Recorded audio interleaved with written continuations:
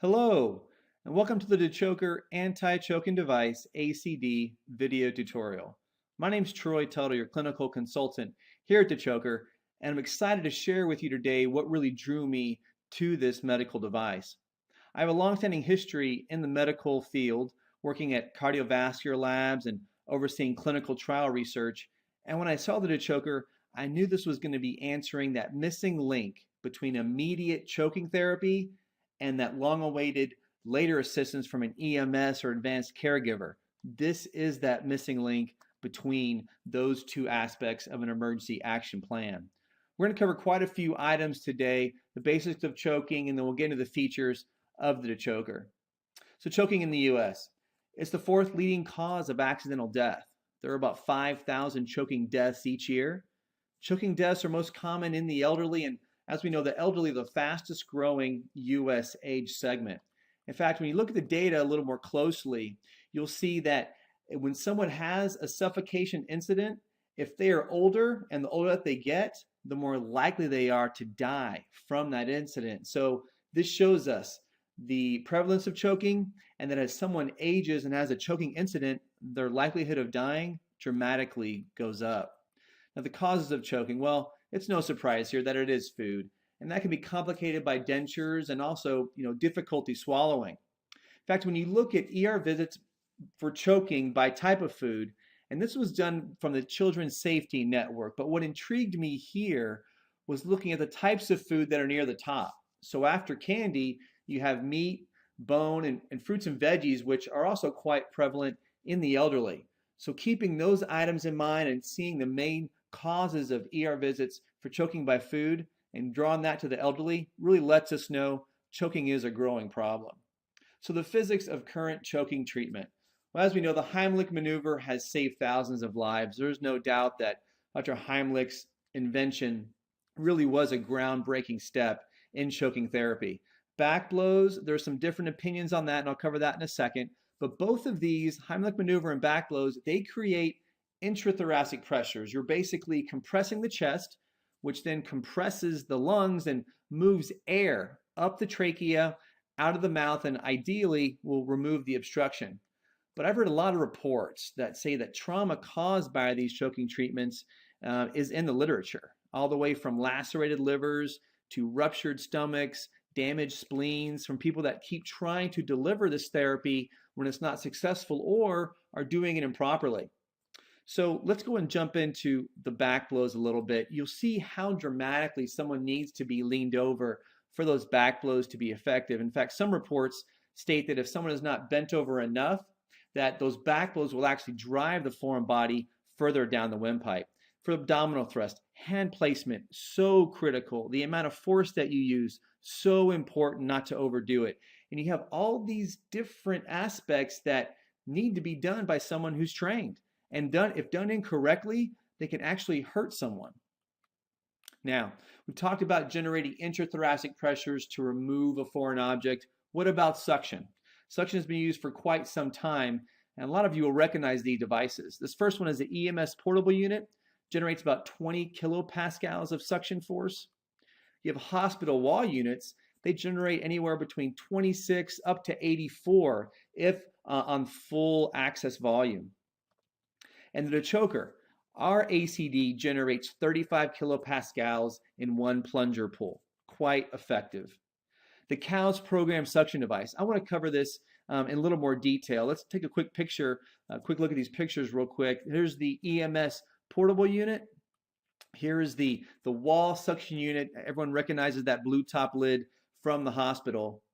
And the COWS program, the Comprehensive Advanced Life Support Group, is based up in the Minnesota rural area. And what they train first responders to do is when you arrive on scene and you have a choking emergency and the Heimlich or something else hasn't worked, here's an ingenious way to create a device to remove that foreign object with suction. You take a syringe, attach it to a tube, that tube goes right down the throat into the upper airway, and then suction is created. So an ingenious way to put different items you have together on the scene to help alleviate an obstruction. And when I saw this and its carryover and the way it really is similar to the Dechoker, I was blown away. Because now a first responder can show up with a pre-assembled Dechoker device. I've had the pleasure of meeting Mr. Alan Carver and learning about his story when he was in C school for his 200-ton captain's license. So when he was going through the medical training, he found that, there's got to be a better way. If I have a choking emergency by myself and no one's around, or if someone else is and basic maneuvers have not worked before a tracheotomy, what else is there? So we got to work. And from 2009 to 2011, the initial anti-choking device concept development began. 2011, Dechoker LLC was formed. From 11 to 14, Dechoker device development did continue. And from 14 to 15, the different components and aspects that make the Dechoker so innovative were given and tested at Next Medical Design to find the right combination of those different elements for the ideal device for best outcomes. And then in 2015, this device got its FDA registered Class 1 medical device designation. And we can go ahead and hop to that website right now. And you can see here, we're here at the Access FDA website, here with the Dechoker, with the registration numbers and all of the corresponding data showing what we do have. So now we're going to go listen to a little video. This is from the Safety Mom. She's a local proponent of elements and new devices that help children, and I think she has a great message here. I'm Allison Jacobson. I'm a national family safety expert, also known as the Safety Mom. Sometimes a product comes along that's so simple, yet so brilliant, you wonder, why didn't someone think of it before now? Well, the Dechoker is one of those products. One of the things that all of us worry about is choking. What would we do if we or someone we loved was choking? And even if we knew the Heimlich maneuver, would we know how to do it? Well, with the Dechoker, you no longer have to worry. It takes the place of the Heimlich maneuver and is so easy, my 8-year-old could use it to save my life. It's simply a device with a piece that depresses the tongue and suction that will then suction the obstruction right out. And there are so many populations that need it. My husband has multiple sclerosis, and there are many people that have diseases where choking is a daily concern. The Dechoker gives everyone peace of mind and literally can save lives. Now we're going to look at the effectiveness of the Dechoker in one pull, the vacuum pressure that it creates, and how it can literally remove that foreign body in just one pull.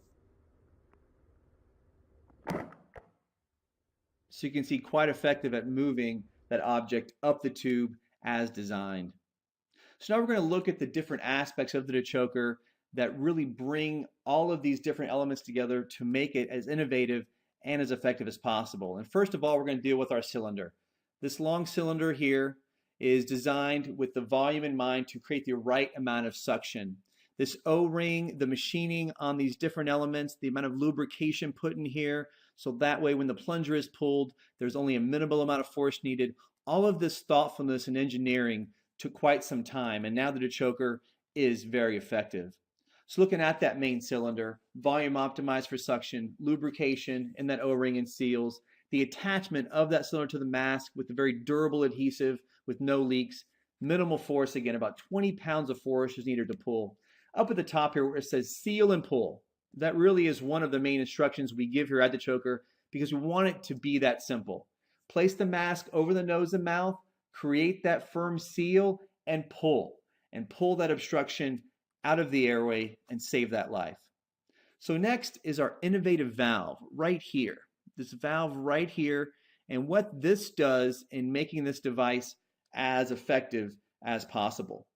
This is a one-way valve. So whenever you pull that plunger and pull air or any fluid or any debris that come up in the Dechoker, and you push the plunger back down to generate more pulls for suction, nothing will go back down or inside the mouth of the choking victim. It will go out that valve.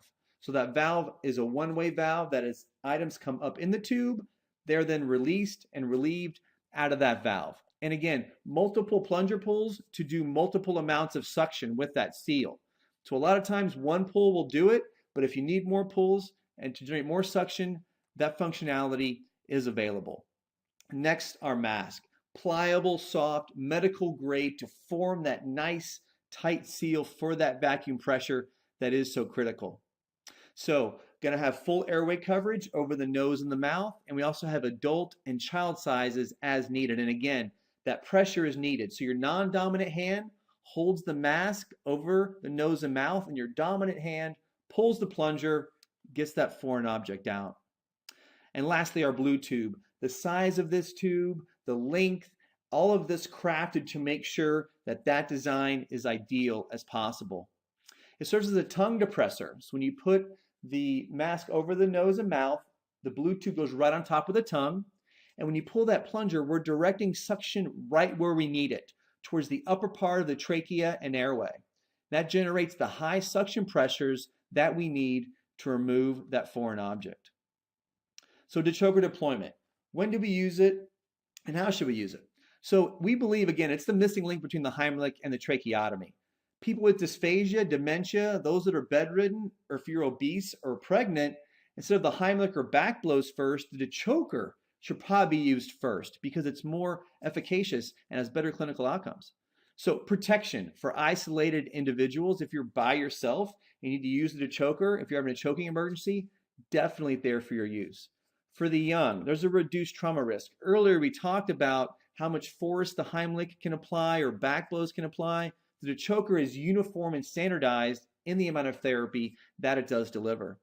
We're getting a lot of interest and a lot of feedback and a lot of placements of Dechokers in assisted living facilities and restaurants, where you have patients who can't swallow and have really weak swallowing muscles in assisted livings or are bedridden, and then also those in the restaurant industry that realize that's a high choking environment. So to have the Dechoker on site as another layer of protection also adds safety awareness inside the restaurant for those that work there to know there's that safety mechanism for them in case of an emergency. And again, the ease of use for the untrained, the simple, safe, intuitive design.